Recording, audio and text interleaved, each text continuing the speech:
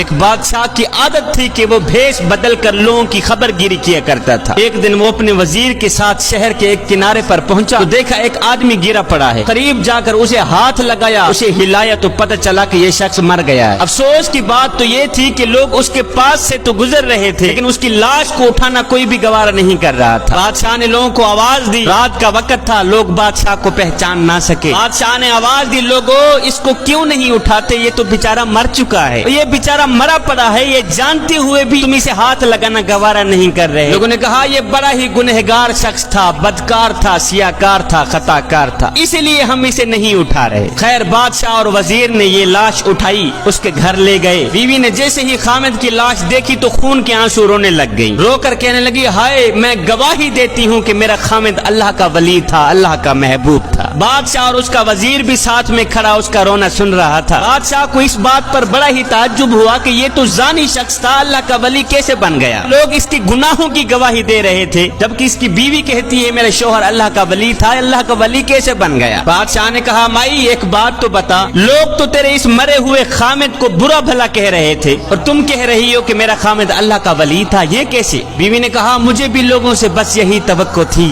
بھائیو، دراصل حقیقت یہ ہے کہ میرا خامد روز شراب خانے جا کر شراب خریدتا اور گھر لا کر گڑھے میں بہا دیتا اور ساتھ میں کہتا چلو کچھ تو گناہوں کا بوجھ مسلمانوں سے ہلکا ہوا۔ پیتا نہیں تھا، وہاں سے شراب لے کر گھر آ کر گڑھے میں بہا دیتا تھا، کہتا جو شراب میں نے خرید کر گڑھے میں ڈالی ہے اگر یہ شراب کوئی اور لے جاتا تو ساری رات گناہوں میں گزارتا۔ اسی طرح میرا شوہر رات کو ایک گندی عورت کے پاس جایا کرتا تھا، اسے ایک رات کی اجرت دے کر کہتا کہ تم اپنا دروازہ بند کر دو، آج کی رات کوئی بھی تیرے دروازے پر نہ آئے۔ صبح گھر آ کر کہتا شکر ہے میرے مالک، آج اس عورت کا اور نوجوان مسلمانوں کے گناہوں کا میں نے کچھ بوجھ تو ہلکا کر ہی دیا ہے۔ اب لوگ میرے شوہر کو ان جگہوں پر آتا جاتا دیکھتے اور برا بھلا کہتے، میں شوہر کو کہتی تو یہ نیکیاں تو کر رہا ہے لیکن جب تم مرے گا تو کوئی بھی تجھے غسل دینے کو آمادہ نہیں ہوگا۔ میرا شوہر مسکرا کے کہتا کہ تم گھبراؤ نہیں، تم اپنی آنکھوں سے دیکھو گی کہ میرا جنازہ وقت کے بادشاہ پڑھیں گے۔ یہ سن کر بادشاہ رو پڑا،